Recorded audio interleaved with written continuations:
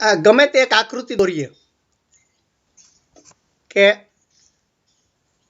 આ ત્રિકોણ દોરીએ કે ચતુષ્કોણ દોરીએ કે સર્કલ દોરીએ, તો આ જે બધી આકૃતિ છે એની જે લાઈનો છે, એટલે આપણે બિંદુને આપણે શીખાતા કે બિંદુને તમે એક જ સરખા મૂકી જાઓ તો એની લાઈન થાય, બરોબર ને? એવી રીતે આ લાઈનમાં તમે જો દર્શાવો તો લાઈન ઉપર જે બધા બિંદુઓ આવ્યા હોય એ એનો ત્રિકોણ થાય. એવી રીતે આમાં આ ચતુષ્કોણમાં જે લાઈન ઉપર જે બિંદુઓ આવ્યા હોય, આ બધા જે બિંદુઓ આવ્યા હોય એને જ ચતુષ્કોણ કહેવાય. એટલે ચતુષ્કોણની તમે વ્યાખ્યા આપો ત્યારે આના બિંદુઓ. એવી રીતે સર્કલમાં કે સર્કલમાં તમે આ જે લાઈન ઉપર જેટલા બિંદુઓ આવ્યા હોય એનાથી સર્કલ બને. પણ આપણે આ શીખ્યા કે આવી રીતે આ સપાટીની અંદર આ ગમે ત્યાં બિંદુ હોય, આ ગમે ત્યાં બિંદુ હોય, તો હવે આના આજુબાજુના બિંદુનું શું?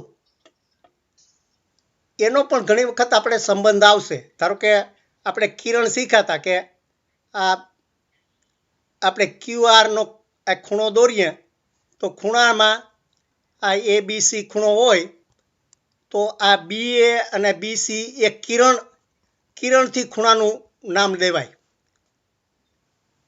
તો આપણે જ્યારે એ એકબીજાના સંબંધોની વાત કરશું ત્યારે એણે આને 3 ભાગમાં વહેંચી નાખ્યું. આ જો ફરીથી કહું કે આપણે આ હમણાં ચતુષ્કોણની વાત કરે છે, ગમે આકૃતિને લાગુ પડે કે આપણો હવે ચતુષ્કોણ દોરીએ PQRS, તો આ જે લાઈન ઉપર બધા બિંદુઓ આવ્યા છે એ એના ચતુષ્કોણના સભ્યો કહેવાય. પણ આ બીજા અંદરના બિંદુનું શું? તો આને 3 ભાગમાં વહેંચી દીધું. આ આખી સપાટી જે અત્યારે મારો આ સ્ક્રીન છે એના બધા જ બિંદુઓ સમતલ ઉપર આવ્યા કહેવાય. તો આમાં એક એના એ બિંદુઓ કે જે આ PQRS ચતુષ્કોણ ઉપર આવે. બીજું કે આ એના અંદરના બિંદુઓ આવે. ધારો કે આ અંદરના જે બધા પોઈન્ટ છે એનો એક બીજો ભાગ થાય, એ અંદરના બિંદુ. અને એવી જ રીતે આ બહારના બિંદુઓ.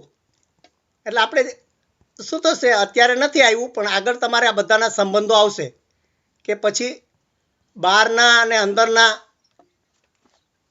બિંદુઓ આપણે જ્યારે ક્ષેત્રફળ લેશું ને ત્યારે આવશે કે એક ત્રિકોણના અંદરના બિંદુઓની સામે આ બીજા ખૂણાના અંદરના બિંદુઓ જો નો છેદગણ કરો તો આ અંદરનું ક્ષેત્રફળ થાય. એવું બધું આપણે હજી શીખશું. પણ અત્યારે તમને ખાલી આટલું જ સમજાવે છે કે આ 3 ભાગમાં વહેંચાયેલું છે કે આ જે આપણે આકૃતિ દોરી એના ઉપરના બિંદુઓ, એ આકૃતિની અંદરના બિંદુઓ અને આ આકૃતિની બહારના બિંદુઓ. એટલે ખ્યાલ આવી ગયો? એટલે આ તમને શું કહેવા માંગે છે કે ચતુષ્કોણની સમતલ 3 જુદા ભાગમાં વહેંચાય છે. ચતુષ્કોણ એટલે કે આ જે લાઈનો આવી એના ઉપરના બિંદુઓ, ચતુષ્કોણનો અંતર્ભાગ એટલે આ અંદરના બિંદુઓ, અને ચતુષ્કોણનો બહિર્ભાગ, બહિર એટલે બહારનું. એ તો ખ્યાલ છે ને, અંતર એટલે અંદરનું, અંતર એટલે અંદરનો ભાગ અને બહિર એટલે બહારનો. એટલે એટલે પછી આપણે બહિર્મુખ ત્રિકોણ ને બધું પછી આવશે. એટલે અંતર અને બહિર એ બે શબ્દો ખાલી સંસ્કૃત જેવા લાગે છે પણ ખ્યાલ આવી ગયો તમને? અંત એટલે અંદરનું, બહિર એટલે બહારનું, અને બાકી જે એના ઉપર આવ્યું. ઓકે, આ સરસ ક્વેશ્ચન હતો, કારણ કે આના ઉપર ઘણું બધું તમારે પછી આગળ આવશે. જ્યારે આપણે યોગગણ ને છેદગણ કરીએ ને ત્યારે કયા બિંદુમાં કયા બિંદુ ભળે ને બધું આવશે. એટલે સરસ, આ બધાને ખ્યાલ આવશે. Okay, good. એટલે સમજાઈ ગયું ને હવે કે આમાં કઈ શંકા છે હવે? ઓકે ઓકે, સરસ. બીજો પ્રશ્ન કોનો છે?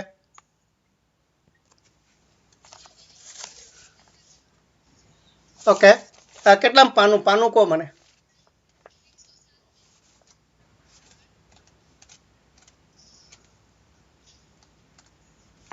ઓકે, એટલે કદાચ જો હું અત્યારે ના ગણી શકું તો હું તમને કાલે ગણીને કહીશ, પણ અત્યારે જોઈ જોઈએ આપણે કેટલામો દાખલો.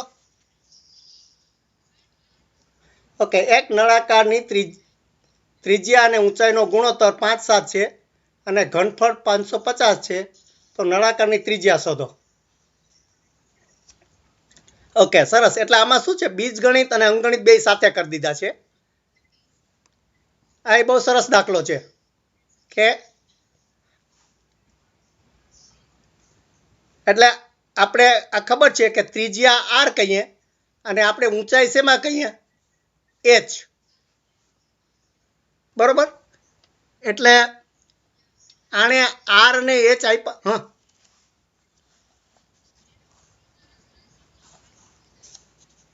ઓકે. એટલે ગુણોત્તર એટલે શું, એનું ક્ષેત્રફળ કે ત્રિજ્યા અને ઊંચાઈ તમે આર ના છેદમાં એચ કરો એ એનો ગુણોત્તર કહેવાય. એટલે કે જો ખબર, એક મિનિટ, આમને આન્સર.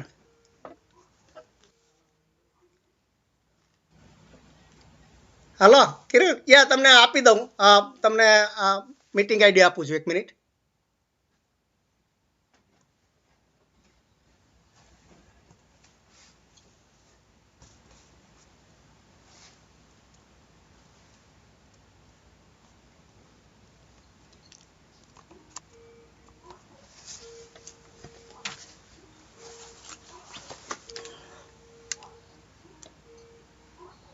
બરાબર, હું આ બધાને પેલા એક વખત કનેક્ટ કરી દઉં.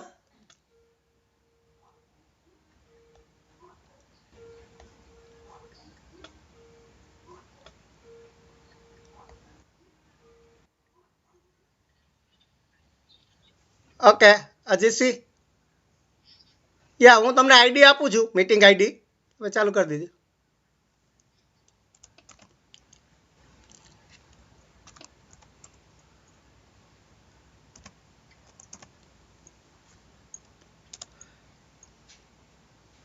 ઓકે,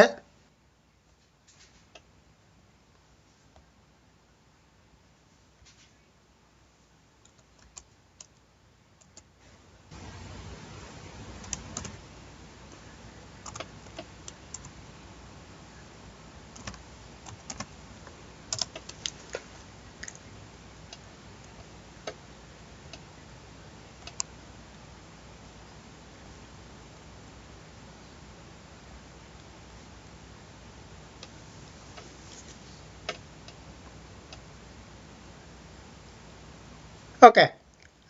એટલે ગુણોત્તર એટલે શું, એનો અંશ અને છેદમાં મૂકવાનું કે આર અને એચ નો ગુણોત્તર 5:7 છે. એટલે કે આર જો 5 હોય તો એચ છે એ 7 હોય.